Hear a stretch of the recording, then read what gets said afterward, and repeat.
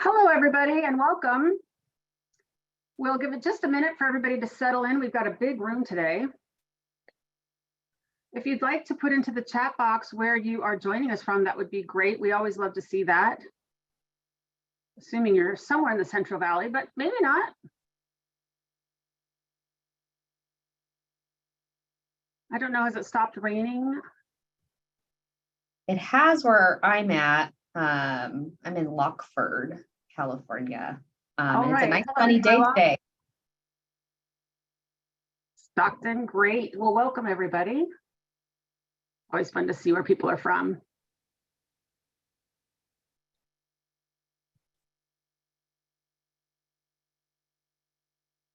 Very cool. Lots of people from Modesto. Good morning, Susan. Great. Well, again, welcome everybody and welcome to the 2023 Labor Law Update sponsored by the Central Valley Hotline. My name is Tara Brennan and I'm the events manager here at CEA. And before we start today's webinar, I'll just go over a couple of housekeeping details with you. Your audio will be muted, but we do love your participation. So if you have any questions that are pertaining to the presentation, please go ahead and put those in the Q&A box, which is sort of to the left at the bar down at the bottom. It'll be the left box. And then the right box will be the chat box. That's where if you've got any technical difficulties or if for whatever reason you need the handouts, you can go ahead and put your email address into the chat box and I will resend those handouts. They were attached to the reminder emails that went out that had the link to this, but if for whatever reason you don't see those, go ahead and email me or put your email into the chat and I will send those out to you. There will be a very quick survey at the very end of this. It'll be a QR code slide that will come up. So if you'll just take a picture of that and fill out the survey that's attached to it, we would really appreciate it. We love your feedback. We are here to provide you with the best information and webinars that we possibly can. So with all of that said and done, I would like to go ahead and introduce our presenter today. We have Juliana Gabriel, our HR compliance director. So Juliana, it is all yours. Thank you, Tara, and good morning, Central Valley. Thank you for joining us. So before we jump in, I do want to remind you all about your complimentary HR hotline, if you haven't heard about it already. So this is provided by a number of Central Valley counties that have partnered with our organization, California Employers Association, to allow you to call in and get your HR-related questions answered. So we are available Monday through Friday, 8 to 5. So go ahead and test that out if you haven't already. Here are the numbers listed on the right by county, and we can provide guidance on really anything in the HR process from hiring and firing to paid sick leave, vacation, CFRA, FMLA, wage and hour issues, issues with remote workers. And even today, as we're going through the labor law updates, because we have such a big group, I might not get to all of your questions in that Q&A box that Tara mentioned. And so if I don't, you can go ahead and use that free HR hotline to get those questions answered. You can call in during the webinar, right after the webinar, and we are available for you. So thanks to Central Valley counties for providing that, and please take advantage. A little bit about our organization, California Employers Association. So we run the hotline, but we're also an HR consulting company. And so we provide a number of different trainings on HR topics, mandatory harassment prevention training. We work on employee handbooks. And if you join as a member, you get access to all of our employment forms, sample policies, etc. We can also help you with HR audits, workplace consultation, investigation. So just really comprehensive HR services. So if you're interested in joining as a member, we have our contact information below there, and please reach out to us about that. All right, and I also want to mention that this presentation is for educational purposes only, so it should not be relied upon as legal advice. So if there's an issue of legal significance that comes up for you today, make sure that you consult your own attorney about that or the company's attorney as appropriate and get some attorney-client privileged legal advice on your particular situation. All right, so what will we be covering in this 1 hour training today? We have a lot on our agenda. This was a big year in terms of legislative updates. So we have new pay transparency and required disclosures requirements. There's been a lot of buzz surrounding that, so we're going to get into detail on what exactly you're required to do as the employer. We have a brand new leave law in California and expansion of some other leave laws that we already have, which is going to lead to policy updates for our employee handbook. Wage and hour updates, we can pretty much expect these every year with our minimum wage increases and exempt salary minimums. And then we're going to get into COVID, safety, some industry specific stuff. So you can see a nice little balance here. So let's start with that pay transparency law, SB 1162. We get a lot of questions about this one. And really SB 1162 was aimed at closing that gender wage gap and trying to provide more transparency to employees as they negotiate their salaries and what they're paid. So that's really the intent behind this law. There's been a lot of attention in the news on this with regards to the job posting requirement if you have 15 or more employees, but there's actually requirements for all employers regardless of size. So I'm going to start with those. So here's what's new for 2023. You must now provide the pay scale to any current employee for their own current position if they make a request, whether a written or oral request. And the pay scale is defined as the salary or hourly wage range that you would reasonably expect to pay for that person's position. So you would at least want to include the lowest paid person in that position at your company and the highest paid person in that position at your company in determining the range, but your range might go outside of that too. If you say, well, if someone brought, more experience or degrees to the role, maybe we'd even pay them a little bit more than currently our highest paid person. So you'd want to take a look at what would the appropriate pay scale for that position be. There was some open questions about whether you would need to factor in things like bonuses, tips, and other benefits in determining what is the pay scale. And luckily, the DIR published some frequently asked questions, and they said, no, you do not need to include that additional information, just the base salary or hourly wage range. So it would be a good idea to create an Excel spreadsheet for every position with the pay scale so that if you start getting these requests, that you're prepared and that you're consistent in the information that you provide to your employees. There is also a record retention keeping requirement. So now you must maintain records of each person's job title and their wage rate history during the whole duration of their employment, no matter how long they stay with you. And then if they leave your employment for at least 3 years after their separation. So let me be clear here, that's not the pay scale, that's actually what they're being paid and their job title. So you'd have the employee name or their ID, mechanic, and they're being paid $17.50 an hour, for example. You would want to have that specific information. And then if you later gave them a promotion or a demotion, there was a change in that information, you would want to update those records and maintain that entire history starting as of January 1, 2023 and going forward. All right, now if you have 15 or more employees, you also have to include the pay scale that I just talked about for a position in any job posting. And even if you use a third-party recruiter and they help you recruit candidates, you need to give them that information and they would need to put that in any job posting, any ad. So for 15 or more employees, we are counting everybody on your payroll, full-time, part-time, temp. And for out-of-state employers, it's going to apply as long as you have just at least one employee located in California, but you might hit that 15 or more threshold even if you have employees located outside of California, where you now have to put that in the job posting. All right, so what are our next steps? So as I mentioned, we all, regardless of size, need to create those records of job title and wage rate history for each employee starting as of January 1, 2023, and then going forward. And make sure that whoever's in charge of that understands the record retention requirements, that they need to keep that on file for the entire duration of employment and then 3 years after. If you have 15 or more employees, make sure that you are updating your hiring practices and job postings. And this might be a time to consider compensation surveys to stay competitive. If you're not sure, am I paying market for my particular location, whether that's in the Central Valley, my industry, and because employees are going to have now a lot more information at their fingertips, that we're going to have access to that now in all of these job postings. And so that's going to provide leverage, and you want to maybe stay competitive and consider that. If you need assistance with that, that is something that CEA can help you out with.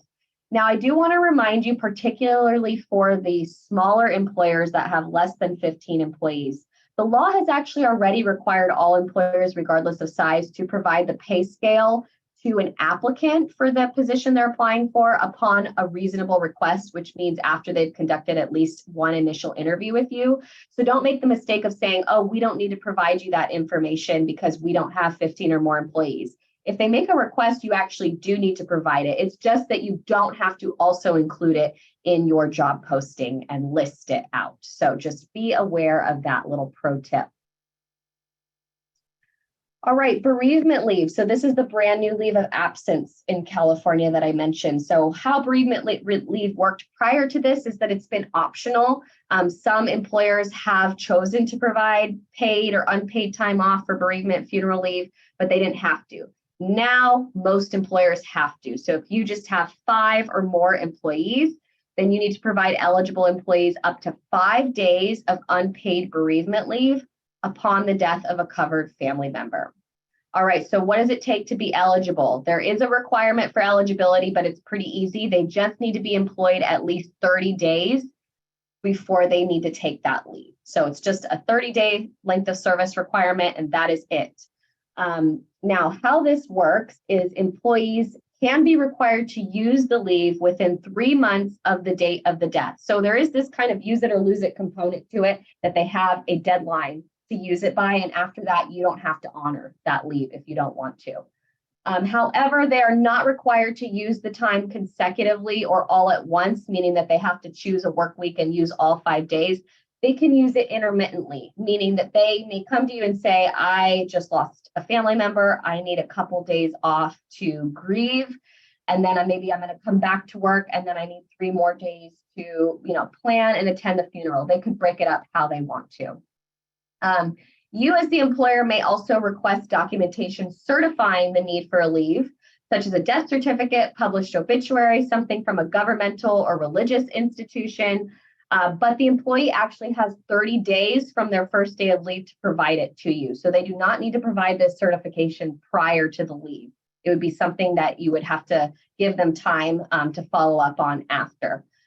Make sure that you take a look at your policy in your handbook for this, if you have one, and your forms. If you don't have a policy, it's a really good idea to put one in there and define the parameters of bereavement leave.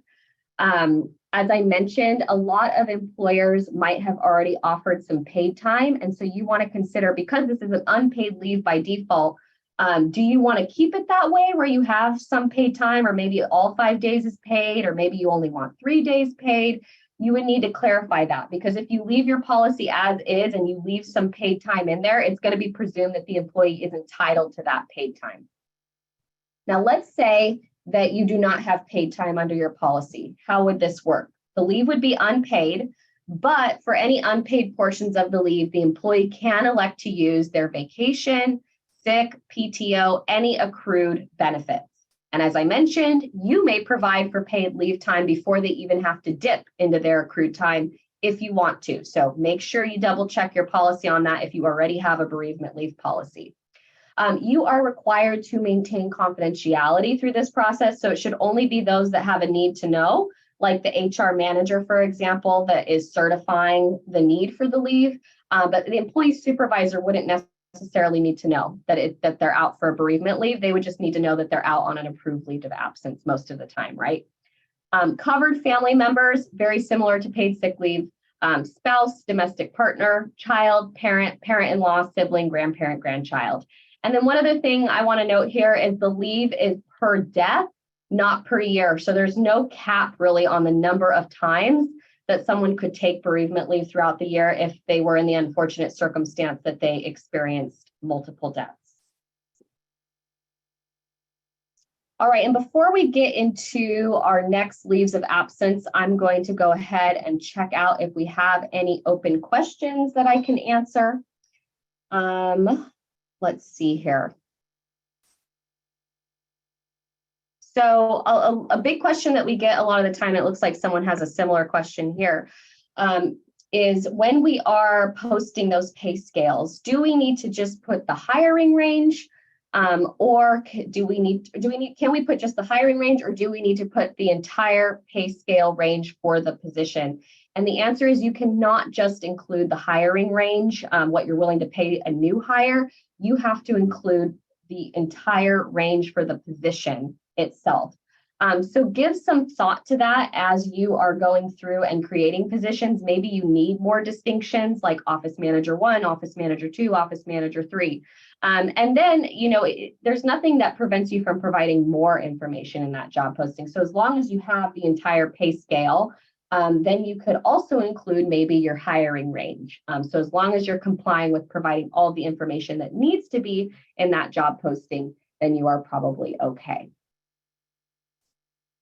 All right, so let's keep moving along here. Let's talk about this new designated person requirement.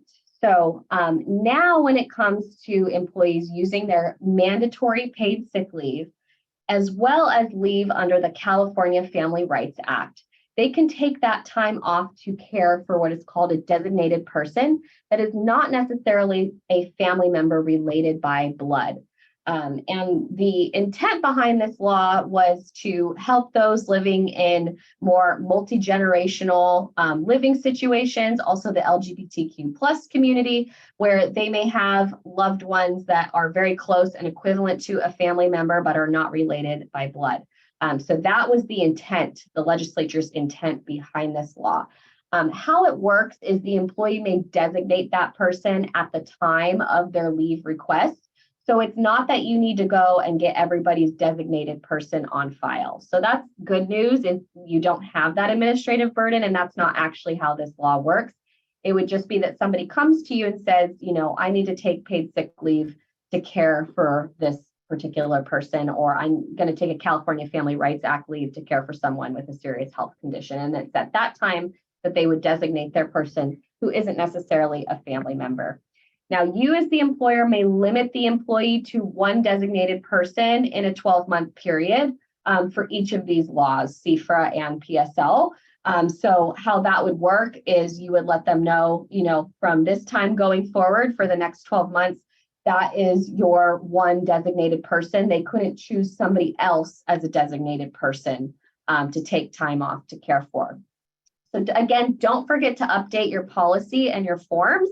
In your employee handbook, you would want to make sure for paid sick leave and for CFRA and FMLA, paid sick leave and CFRA policies that you have designated person as covered. It would not apply to federal FMLA. It would just be to the state's law. And that you have forms where they can request time off and check it for a designated person.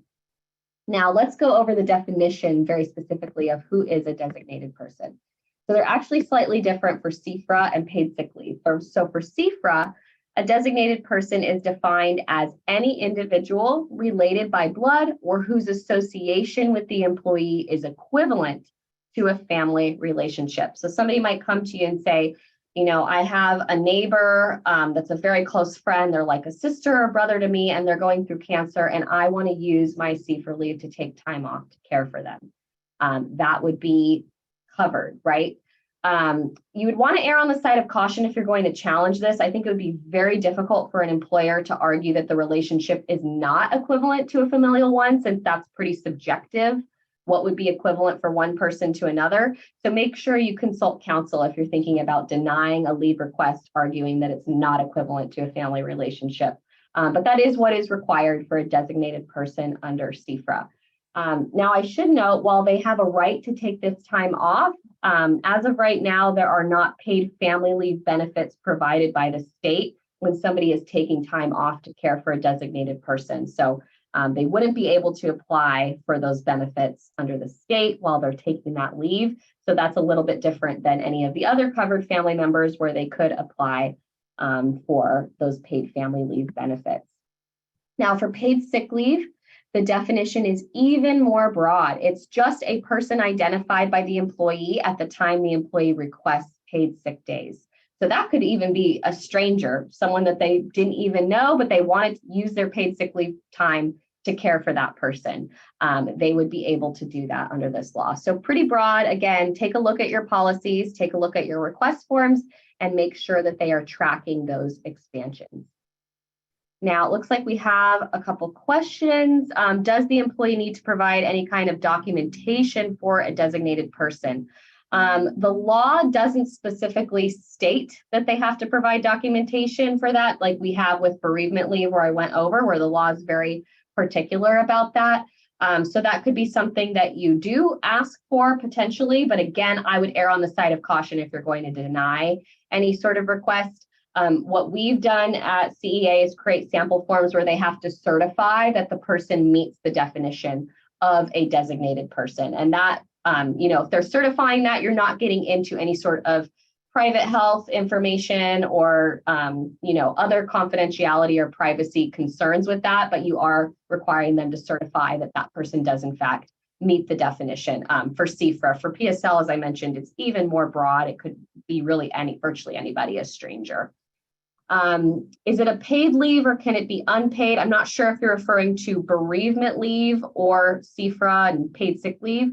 So again, for bereavement, that is unpaid by default, but the employee can use any sort of accrued time they have available. For paid sick leave, obviously that would be paid time by the employer. CFRA, California Family Rights Act leave, is unpaid by default, but that's usually, as I mentioned, where they can apply for benefits through the state. And for designated person, right now, we just don't have those paid family leave benefits, but someone could use their own sick or vacation time, for example. Great questions. Thank you. All right, so let's go over our takeaways from the leave section. So, and employee rights section. So make sure you create those job title and wage rate history records for the SB 1162 pay transparency law. That is a proactive step that all employers need to take. And as I mentioned, it's also a good idea to create an Excel spreadsheet of the pay scales for each job position in case you start getting those requests or if you need them for your job postings. We have our policy updates to our bereavement leave, California Family Rights Act, and paid sick leave. So it's a really good year to take a look at your employee handbook and make sure you're tracking these updates. We also have a number of mandatory poster updates for 2023. So as most of us know, we have state and federal posting requirements with employee notices that we need to provide. And usually we have those up in our common areas and break rooms. And we want to make sure that we're keeping those up to date because agencies will update those if there's changes in legislation. And so that definitely happened this year. So make sure that you have that. Usually most employers do an all-in-one poster that has all of the updated notices on it. So make sure you remember to do that. We offer handbook services through CEA, and we also have that all-in-one poster available on our store at employers.org if that is something that you need to order. You can also call the hotline and someone can assist you if you just let them know what you're looking for. We also have a do-it-yourself handbook template available for purchase with tracking all of the updates for 2023. All right, so now I'm going to shift gears here and get into our wage and hour updates section. And I'm going to start with our 2023 minimum wage and exempt salary increases. And this chart here is for all employers, regardless of size. You might recall that in years past, there's been a different state minimum wage depending on employer size. If you have 25 or fewer employees, 26 or more, but it's leveled out for 2023 that we are now all at the exact same wages. So for your non-exempt hourly employees, you're looking at $15.50 an hour. It was set to be $15 an hour for 2023. But what happened was due to inflation, there was a provision triggered that bumped up the minimum wage. So that's why we're all looking at $15.50. So if you were a smaller employer at $14 an hour, that's a pretty big jump of $1.50 an hour per employee, plus the overtime implications with that when you're multiplying that by 1.5 or 2 times to get the correct overtime rates. So make sure that you are taking a look at your budget and have a plan going forward with that increase. Now, we also have exempt salary increases. So for exempt employees, they have to meet both a duties test and a salary minimum. So the duties tests, for example, are whether they fall under the professional, executive, or administrative exemptions. They need to be doing certain work more than 50% of the time. And then they need to meet this minimum salary of now for 2023 is $64,480. And you cannot prorate that amount if they are working, for example, 20 hours a week for you. They have to at least meet this minimum, no matter how many hours they are working.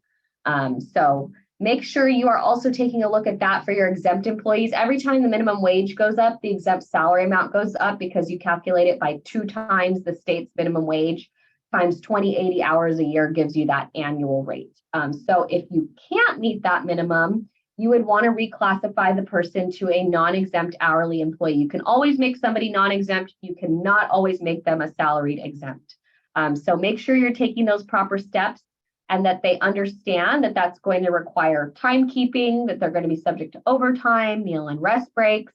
And it's also important in how you go about communicating that message, that it's really a compliance issue, because sometimes people who are exempt salaried, and they, especially when they haven't had to track their time before, they feel like it's a demotion or like you're taking something away. But you just want to be, clear with them that it's really just about compliance. It's something you have to do because they're not meeting the test. And make sure that they have that time to adjust to those new requirements of tracking their time, taking meal and rest breaks, etc. Additionally, for our hourly folks, we also need to remember that we have about 35 local ordinances, so local minimum wages when employees are working in those geographic boundaries that are in excess of what the state requires. We also, in a few localities, we have additional paid sick leave requirements and even some predictive scheduling requirements where you have to give advance notice to employees about their schedule. We see this for certain businesses in LA, SF. But these local minimum wages, as I mentioned, there's a lot of them. A majority of them are in the Bay Area. We do have some in SoCal, LA area, San Diego. So make sure that you are looking into that.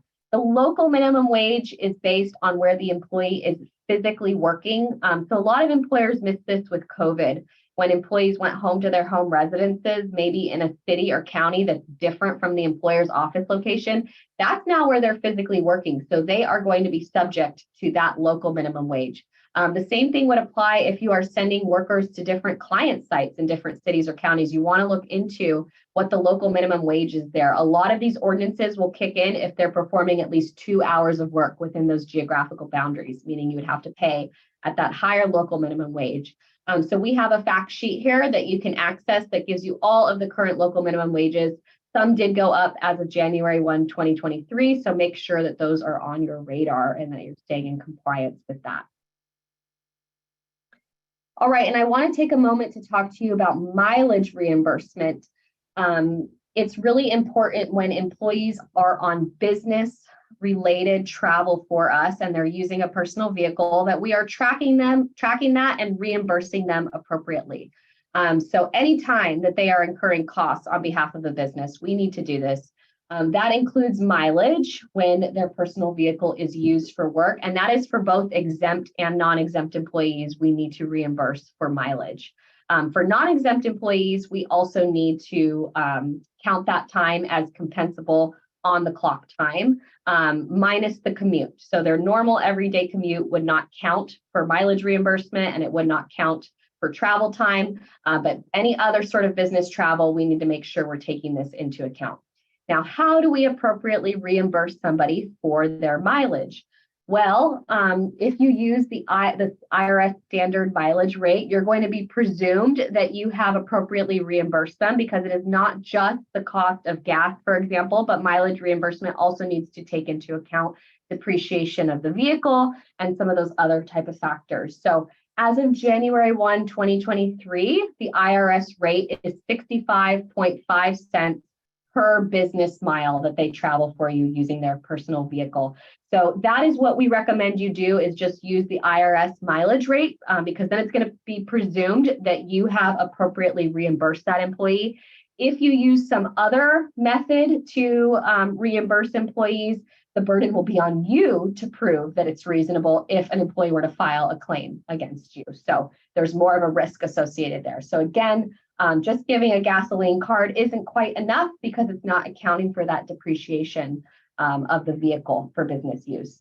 Back in July, this went up to 62.5 cents a mile. So we're looking at another 3 cents per business mile as of January 1, 2023. So that is a pretty big jump that you might want to account for as you're sending people out for business related travel. All right, and now I want to talk to you a little bit about a 2022 case and time rounding. The punchline here is that we do not recommend that you round punch in and punch out times, but rather that you pay for exact time worked. And I'm going to go over why, starting kind of just with some history and the old rule on time rounding.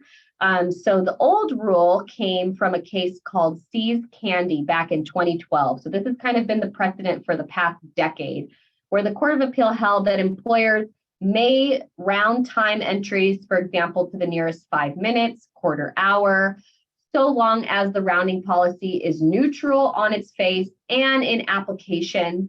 So for example, if somebody is coming in at 8:04, it would maybe get rounded down to 8 o'clock a.m., but 7:58 would get rounded up to 8 a.m., right? Just kind of a neutral process where it's by every 5 minutes or whatever. But it did require employers to audit time records and work with legal counsel to ensure that over time, employees were not being undercompensated on average, where they were consistently losing time. So as you can imagine, that creates a lot of gray area and a lot of litigation. So we haven't recommended it even prior to this, but it is something that is permissible so long as you are auditing your time records. Well, that has changed as of 2022. So there's this Camp versus Home Depot case where they were doing just that. They had a neutral rounding policy, and they could show most of the time a lot of employees actually gained time due to the rounding policy. They were paid more than they had to be. But there was the one plaintiff that was able to show, well, I tracked my exact time in minutes and they rounded my time and I ended up losing some time, me individually as an employee.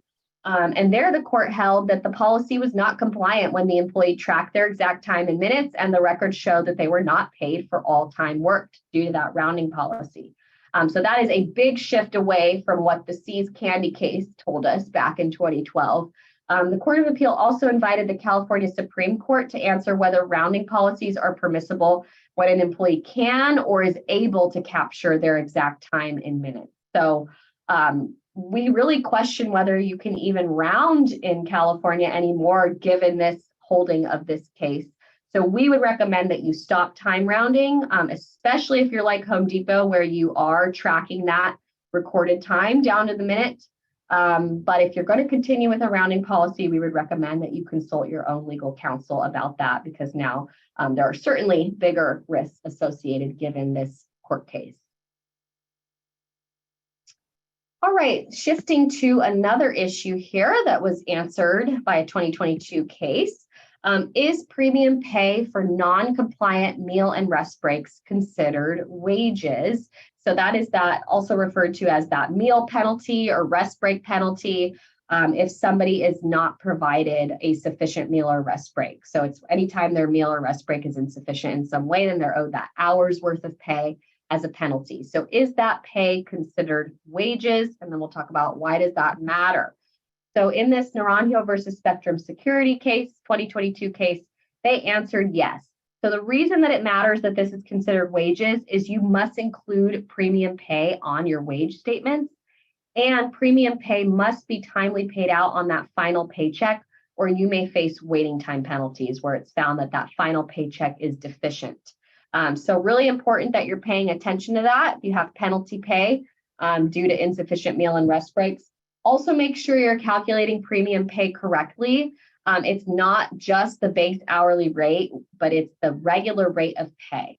The regular rate of pay takes into account other types of earnings like non-discretionary bonuses, commissions, piece rate pay, which would inflate that base hourly rate if somebody is receiving those other additional forms of compensation. So instead of, for example, earning $15.50 an hour, if you factor in the bonuses, they're at $17.50 an hour. And that is the hour's worth of pay rate that you would need to pay at $17.50 an hour. So Make sure you're calculating that correctly, or your wage statement will be inaccurate and your final pay will be deficient.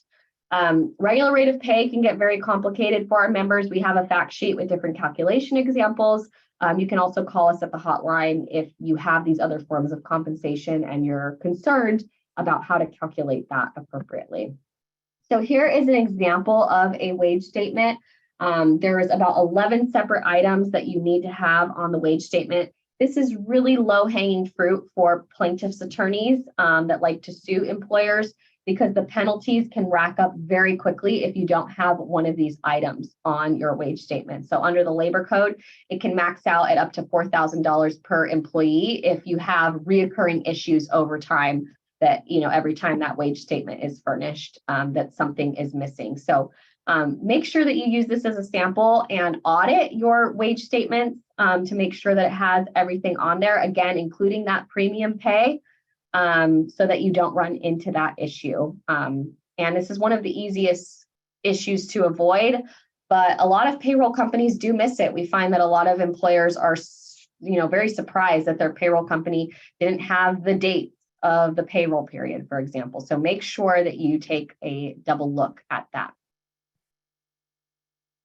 All right, so let's go over our takeaways from the wage and hour section.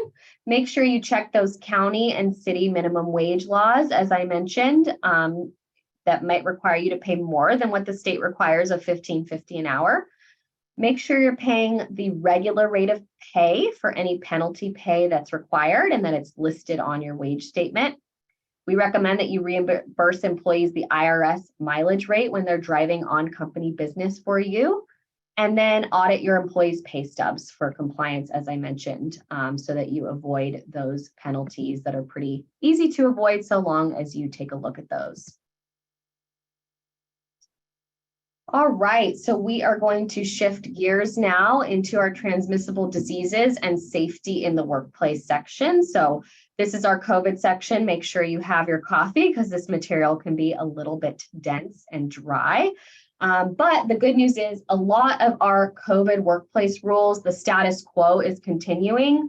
So there's not a ton of new changes that you'll need to track. There's just a few minor changes, but a lot of the requirements are remaining the same. So I'm first going to start with our COVID reporting requirements and what we need to continue doing with those. So as a reminder, employers have been required to provide workers notice of potential COVID exposure in their workplace within 1 business day.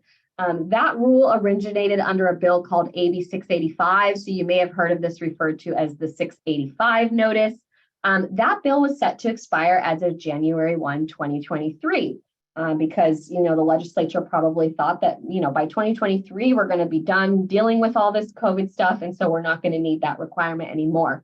But they decided to now extend that. So AB 2693 slightly revises this worker notification and extends it until January 1, 2024. So we have at least another year of having to let workers know of potential COVID exposure in the workplace. Now, they did ease up a little bit because they removed the requirement to report outbreaks to your local public health agencies as of January 1, 2023. You no longer need to do that. So you were required to do that before, but now no longer need to do that unless there's a local ordinance that requires you in your specific locality to do that. But on a state level, you're no longer required. So let's talk about how this is going to work now, because it's been slightly revised. So you still have only 1 business day to let your workers know about a potential exposure, but you have a couple options for how you go about doing that. So you can continue doing the old way where you distribute individual written notices to employees, and if you have subcontracted employees, to their employer in writing. So that could be via email if you prefer. And in that case, it would need to go to all workers at the same worksite premises as that person who tested positive, not just people who are considered close contacts. So you can continue doing it that way. Or there's this new way that the legislature is allowing for, I think, to ease some of the administrative burdens associated with this, especially for larger employers. You can now just post that notice in all places where the employer customarily posts employee notices. So for a lot of employers, that's going to be common areas and break rooms, usually where you have that all-in-one poster, for example. If you do have an online portal where you communicate with employees, you would also need to post it there. Now, for the posting option, you need to leave it up for 15 calendar days, and you need to keep a log of the dates that you posted it. So for example, January 1 through January 15th. So that if the labor commissioner needs to access those records, they are able to. Now, what I like about this option is you don't have to figure out, well, who exactly was located at the same worksite premises, who needs to get that individual written notice. All you have to do is once you know that somebody in the workplace has been confirmed with COVID, you just post that notice up, leave it up there for 15 calendar days, and then anybody who wants to see it or access it would be able to. So I think for a lot of employers, that's going to be much easier than having to figure out who gets that individual written notice. So I do want to mention, we do have a sample notice for this that you can use at employers.org on our COVID-19 resources page. That is accessible to everyone, members and non-members. It is a Word document that you can download and edit accordingly. So make sure to take advantage of that, or give a call to the hotline and we can direct you to where you can find that, so that you can use that going forward, because it tracks some of the changes that have been made with this. And so it'll be compliant for 2023. All right, we are also going to see the status quo continue when it comes to COVID and workers' compensation. So the provisions under a bill called SB 1159 that had to do with COVID and workers' comp has been extended another year until January 1, 2024. There hasn't been really any major changes to this. Again, it's just kind of continuing the status quo. So as a refresher, employers are required to report COVID-19 cases in their workplace. In addition to letting their workers know of potential exposure, you also need to let your workers' comp claim administrator know in writing within 3 business days. And this reporting requirement actually applies regardless of whether that transmission is considered work-related. This is a tracking mechanism to see how many COVID cases that you have in your workplace. So it's really simple. It's just anytime somebody tests positive, whether they caught it at work or not, you need to be letting your workers' comp claim administrator know that. It might also be a workers' comp case if they did catch it at work and they now need to be out of work. So make sure you are following up with your carrier, whether you also need to start a workers' comp case and claim and give the employee the notice. But for reporting purposes, it's anytime somebody tests positive. Now, the reason that we're tracking this is that if your workplace meets the definition of an outbreak, that employee that tests positive during that time is going to be presumed eligible for workers' comp benefits. Meaning that in order to deny workers' comp benefits, you would have the burden of proving that they did not catch COVID at work, which you can imagine is going to be pretty difficult to be able to prove where somebody caught COVID or not. So let's talk about when that presumption kicks in. So if you have 5 to 100 employees, if 4 employees test positive within a 14-day period of one another, that's when you're going to be considered to have an outbreak, where anybody that tests positive during that time is going to be presumed eligible for workers' comp. If you're a larger employer with 101 plus employees, it's based on a percentage. If 4% test positive within a 14-day period. Now, I should mention, so again, these rules as of right now would be expiring as of January 1, 2024. For first responders and healthcare workers, the rule is a little bit different. So it's just if they test positive after reporting to work within a 14-day period, they're automatically presumed eligible. There does not need to be an outbreak at that workplace. And that rule is actually indefinite. So it doesn't have a sunset date when it's going to end. So the legislature would have to act and change that. Otherwise, that is going to remain the rule beyond January 1, 2024 for those particular groups. All right, so I'm going to give you a little break from COVID, and now we're going to go over a different safety bill, SB 1044. This has to do with emergency conditions. So in the event of an emergency condition, and we'll talk about what that means, the employer is prohibited from taking or threatening adverse action against an employee if that employee refuses to report to work or that employee leaves the work site when they have a reasonable belief it's unsafe. So let's unpack some of that. Let's start with emergency condition. This bill was inspired out of issues with the wildfires in California and employees not feeling safe traveling to work, or where there was health concerns regarding smoke inhalation when it was really bad. So that's really what was the catalyst to this bill being passed. But what it's referring to when it's talking about emergency conditions, it's a natural disaster. So like the wildfires, it could also be like the floods lately, if someone felt unsafe reporting to work, or criminal acts. So an example could be if there is an active shooter out on the loose in the vicinity, that might be a reason that somebody doesn't feel safe reporting to work. It actually specifically excludes health pandemics in the statute. So SB 1044 could not be used by the employee to say, I don't feel safe reporting to work based on current COVID transmission in the community. That would not be a covered reason under SB 1044. So now let's talk about the employee has a reasonable belief it is unsafe. So that reasonableness is a legal term of art. It can feel very subjective, but it is supposed to be based on an objective person. And basically, if it were to end up in court, it would be the judge or the jury determining whether it was reasonable for somebody to refuse to report to work or leave the work site. So we would recommend that you err on the side of caution with that. If you're going to discipline somebody, if there is a natural disaster or criminal act situation, they refuse to report to work or leave the work site, make sure you consult counsel on that and get some guidance. But also, practically speaking, what do you need to know? The law prohibits an employer from preventing an employee access to their mobile device or communications device for seeking emergency assistance, communication, assessing safety of themselves or others, their location. So just make sure that you check your cell phone policy. If you do prohibit personal cell phone use during work hours, make sure that you have a carve out for this type of situation and emergency situations. A lot of policies do, but it would be best to kind of track this language of SB 1044 in that policy. So if you have CEA's template and you work with us on that, we've already tracked this and updated the handbook to include that. But you'd want to just take a look and make sure that you have that emergency carve out. All right, let's go over our takeaways here. It's always a good idea to be checking in on your safety policies. Make sure you are updating your injury and illness prevention program every so often and making sure that it's still making sense, and your COVID prevention program. I'm going to talk about that a little bit more in just a minute.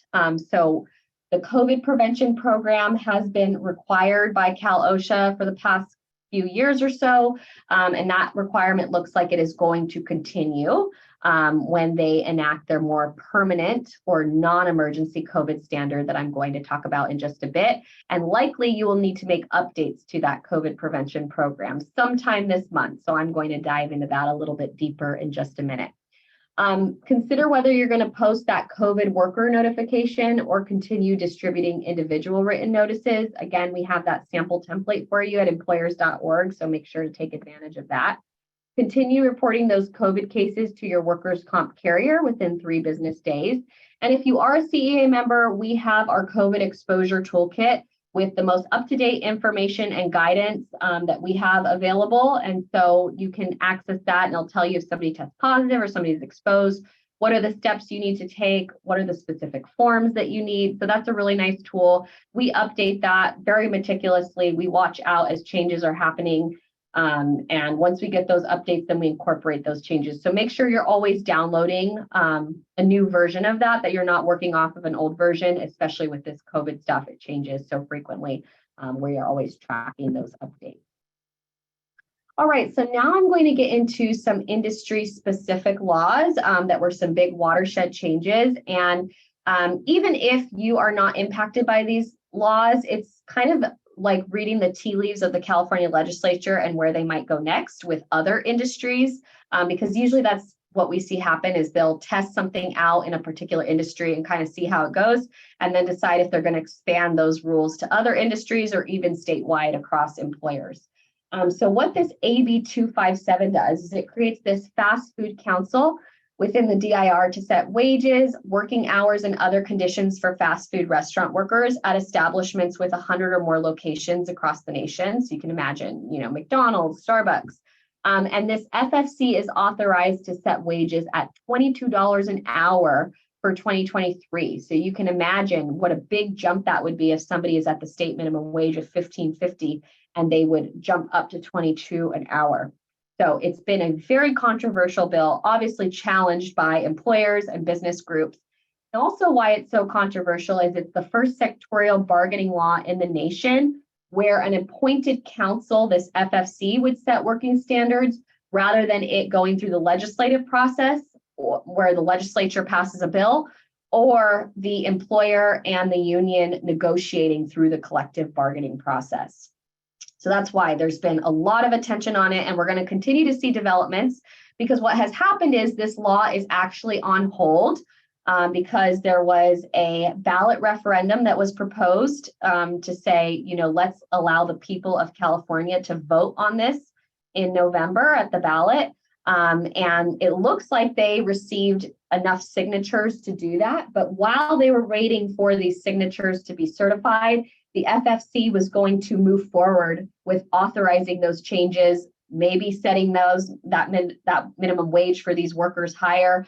And so business groups brought this to court, and there's now a preliminary injunction or restraining order that is stopping the FFC from doing that while these signatures are being certified to see if this issue is going to be put on hold and taken to the ballot in November. So a lot of controversy, a lot of developments. We'll have to see what happens if those signatures are certified, then it would be put on hold and the people of California could decide what they want to do with this. All right, another big important change comes to labor relations and agriculture. So what this bill does is essentially establish a card check process for agricultural employees seeking to unionize, as opposed to going through the more tedious process of a secret ballot election, and it would last for 5 years. Again, this one was very controversial because there's been multiple attempts to pass a law like this when it comes to agriculture that have previously been defeated. So now it's finally was successful, and it's considered a huge victory for labor and unions because it's going to make it just a lot easier to unionize in the agricultural space. So what these employers need to know is currently under the law, there are two options. The employer can either agree to a labor peace compact, which would prohibit the employer from making statements for or against the union or holding certain meetings with the employees where they're calling them all together to go over their benefits and why or why not they should join the union. If they agree to that, to be bound in that way, or they're not allowed to do that, make those statements, then the employees would still have to go through a vote, but it would be via mail-in ballot. If the employer does not agree to a labor peace compact, then the union can simply submit authorization cards signed by a majority of employees. So as long as they get enough employees to sign off, they don't even need to hold an election. They would be automatically certified as the union. So even more fast-tracked of a process. So if this does impact you, make sure you get some guidance on what you want to do about this, whether you want to agree to that labor peace compact. We have labor relations experts at CEA that can help give you guidance when it comes to this, and even if you're outside of the agricultural space, but just make sure that you are looking into that since that's such a big change in agriculture. Also, there are amendments that are being proposed that would actually just get rid of that labor peace compact option altogether and just go to a straight card check process. So again, another area where we have to watch the developments and see what the legislature does over the next year or so. All right, takeaways from this section. If you are unsure whether you fall under one of those industry-specific laws, make sure you consult legal counsel to determine whether you're a covered employer. For fast food restaurants, watch out for developments and that ballot referendum, which I think is likely, but we will have to see what happens and how this plays out. For agriculture, work with your labor relations expert or counsel to determine whether you're going to agree to that labor peace compact and how that might impact your business. All right, I want to make sure that we have time for this last section. So what's next, California employers? So what can we anticipate that's still going to change in 2023 and in 2024? So for 2023, and anticipated this month, is that Cal OSHA's permanent COVID standard would go into effect. So I'm going to talk about that and how that impacts that COVID prevention program, as I mentioned. And then for 2024, we are going to have new guidelines when it comes to cannabis protections for employees. So that bill was actually passed this year, but it's not set to go into effect until 2024. So that's why we have that information now, even though we're still at about a year out. So let's start with Cal OSHA and an update on that. So on December 15th, the Cal OSHA Standards Board voted to adopt what they're calling a permanent COVID standard. It's not actually permanent. If it was made official, it would last for 2 years. And it would replace that ETS, that emergency temporary standard that we've been operating under for the past few years. So as a reminder, that emergency temporary standard is where we get the majority of our COVID workplace rules. So aside from those COVID reporting requirements that I went over, that were passed via bills through the legislature, pretty much everything else is covered under this ETS. A requirement to have a COVID prevention program, testing requirements, exclusion requirements were under the ETS for a long time. Now it defers to the California Department of Public Health on that. Additional precautions during outbreaks, they were all in this emergency temporary standard. So if this permanent standard goes into effect, it would carry over many of those requirements. That's what I was mentioning, where a lot of the status quo is just going to continue. There are some changes. A lot of them are minor changes, but we're going to see many of these COVID workplace rules stick around for another 2 years based on this non-emergency or permanent COVID standard. So where are we at in this process? So basically, Cal OSHA Standards Board voted to adopt that permanent standard, and procedurally, we're just waiting approval from the Office of Administrative Law. What OAL does is that they just make sure that that regulation went through the proper procedures to be passed. So once they approve that, which could take up to 30 working days from that December 15th date, then the permanent standard would go into effect. It's not that we don't have any COVID rules right now. That prior emergency temporary standard is in effect during this time while we wait for the permanent standard that is expected to be approved by OAL sometime this month in January 2023. When that happens, Cal OSHA will update their COVID prevention program template, and that's when you as the employer would want to go and refill that out now with the updated template based on the permanent COVID standard. So make sure you have that on your to-do list. That is required for most all employers, regardless of size. The big change here is, if approved, once that permanent standard goes into effect, then exclusion pay obligations will end, which is a welcome change for a lot of employers. Exclusion pay is that requirement that following a work-related exposure, if somebody needs to be excluded from the workplace, you as the employer need to continue paying that person while they're out. So that is what would be ending. As a reminder, supplemental paid sick leave or COVID sick pay, if you have 26 or more employees, that already expired as of December 31st. So if you see, SPSL has expired, exclusion pay is likely to go away this month. So if somebody comes to you with a COVID related issue or they need a leave of absence, we would just be looking at our regular leave laws. So paid sick leave, California Family Rights Act leave, if applicable, or perhaps a reasonable accommodation under the ADA, FHA. Those are the types of things we'd be looking at. Now that SPSL is gone and exclusion pay is likely to be gone. So follow our blog for updates. We will announce that when that happens. Everybody has access to our blog, whether you're a CEA member or not. So that's a really good place to get your updates, because this is our job to track this stuff. The last bill that I'm going to discuss is AB 2188. Again, this would go into effect January 1, 2024, and it creates a new protected class under the Fair Employment and Housing Act for those who use cannabis off duty. So as a reminder, the FEHA has a list of all of our protected classes in California. We have a lot of them. Race, gender, religion are examples. So this would be another protected class added to the list. Now, what would change as of 2024 is employers would not be able to discriminate or take adverse action against an employee or applicant for using cannabis while off the job and away from the workplace. So one way that this could play out is if you are looking at hiring someone and you learn that they use cannabis in their personal time, that could not be a reason that you decide not to hire them, because that would, in 2024, be considered discrimination under the FEHA. Now, this law does not permit an employee to possess or be impaired by cannabis while on the job. So you could still have a zero tolerance policy when it comes to the workplace. Employers are also going to be more limited in drug testing for cannabis. While they would be able to test for THC, there's other components of cannabis that they would not be allowed to test for. So that is going to change drug testing in California. Of course, there are exceptions. So, those that fall under DOT or other federal contracts would be exceptions to this law. So stay tuned for more details in 2023 as we get closer to this going into effect and how you might need to update your drug and alcohol policy in your workplace or your testing if you are an employer that does drug testing.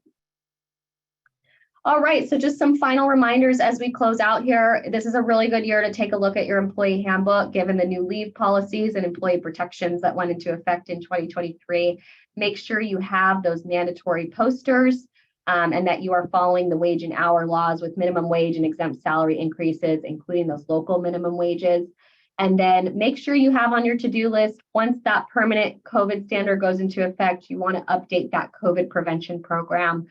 Cal OSHA is presumed to have a template on that you can just go and fill out with the information for your business. And then follow our blog for more updates as they occur throughout the year. It is kind of always an ongoing process, although the biggest push happened in January. If you feel that you need a little bit more support beyond the hotline, I want to remind you that you can join as a CEA member and get access to all of the forms and toolkits that I mentioned. So we have an associate membership available at $99 a month. And Premier would give you access to consulting hours with us. Ultimate has even more than that. So give us a call if you are interested in learning about those details.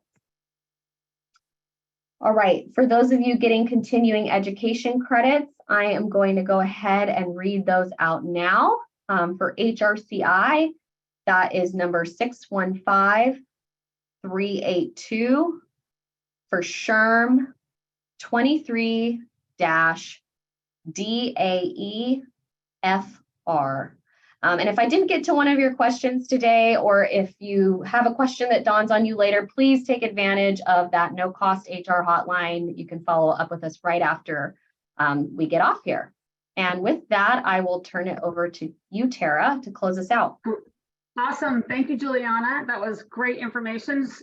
A very packed hour there. So thank you for that. Thanks, everybody, for all your participation. We really appreciate your questions and your feedback. On the screen right now is the QR code. If you'll just take a quick picture of that, it will take you over to our survey, and we would really appreciate if you would fill that out. It's 6 questions, so not a big deal, and we really do appreciate your input on that. I am putting the codes back into the chat box just so you have those and you can grab them. And also, this webinar was recorded, and I'm going to go ahead and put into the chat box the different counties' websites that I believe that you're going to be able to find this recording on. So it'll be updated probably, at the end of the week. So give that a minute or two. But if you are looking for this recording, it should be available there. So that's a lot of information. And with all that said and done, thanks everybody for being here. Go out and have a really great day. Stay healthy and dry and safe and all that good stuff. So take care, everybody. Bye-bye.